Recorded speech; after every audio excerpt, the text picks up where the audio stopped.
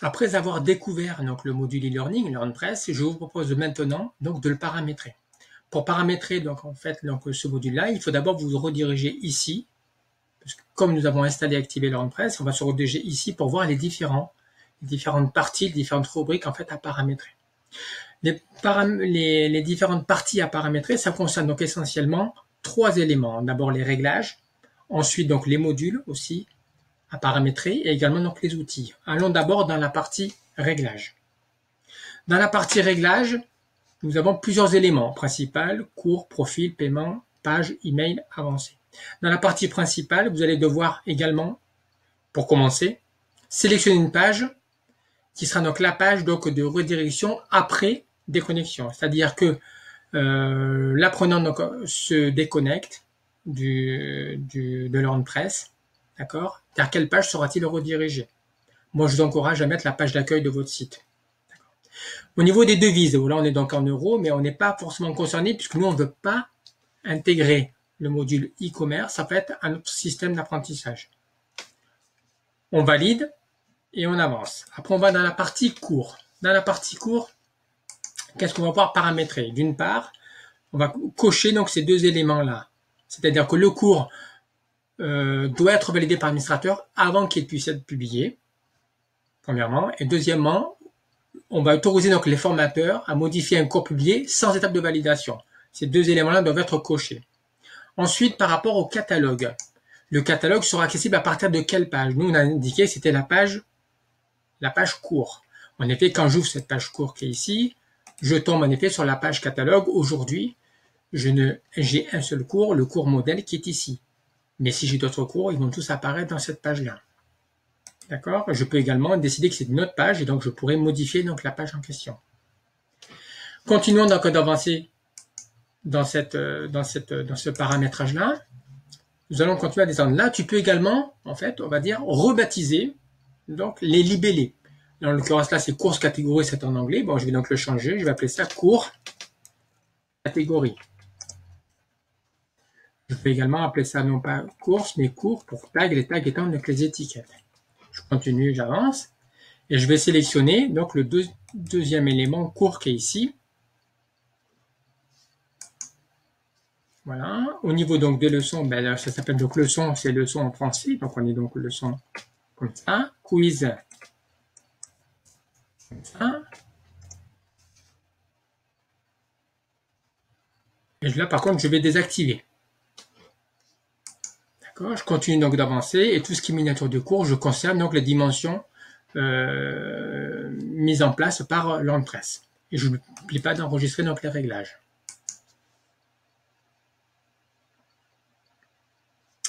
Maintenant, je vais me rediriger sur la partie profil. Sur la partie profil, c'est en effet, chaque apprenant qui se connecte, qui s'est créé un compte, aura donc une page, en fait, un profil. Donc tout son profil, donc ces éléments, donc les éléments qui le concernent, seront accessibles à partir d'une page qui s'appelle profil. Donc on va choisir donc la page profil. Ensuite, qu'est-ce qu'on va voir comme autre élément qui est ici? Ouvrir la même fenêtre, ça on ne change rien. Activer donc le formulaire de connexion. D'accord. On peut activer également donc le formulaire de connexion depuis le profil si l'utilisateur n'est pas connecté. Activer l'inscription depuis le profil si l'utilisateur n'est pas connecté. On va donc cocher donc ces 2 éléments là qui permettent en fait à l'internaute donc de pouvoir s'inscrire donc directement sur le site. On continue donc à paramétrer. Donc le dashboard, ben nous on est français donc on va appeler donc ça plutôt tableau de bord.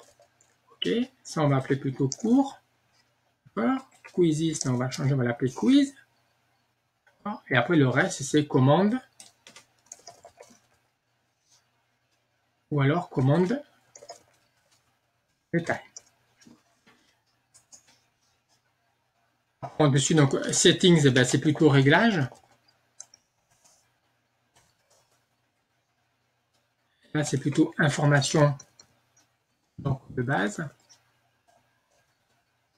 Là c'est avatar, ça change, il n'y a rien qui change à ce niveau-là. Et après donc avatar de miniature. Voilà.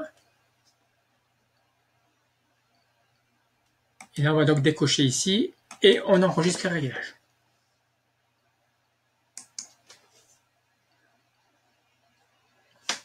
Si par hasard on décide qu'on préfère en fait que l'individu soit visible, une visibilité donc au total et publique donc sur le site, on va donc cocher donc l'ensemble de ces éléments-là. Si on décide qu'au contraire, on veut donc une invisibilité de chacun donc des apprenants en fait, sur le WordPress, dans ce cas-là, on va opter donc pour cette configuration-là.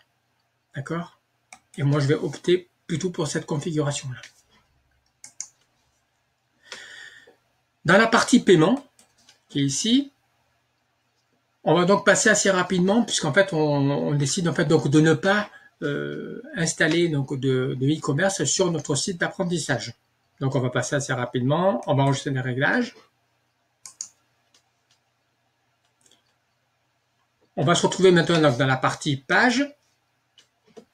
Dans la partie page, qui est donc ici, devenir formateur, à vous donc de voir. Il faudra désactiver si vous souhaitez donner donc la possibilité à des individus de devenir formateurs sur le site.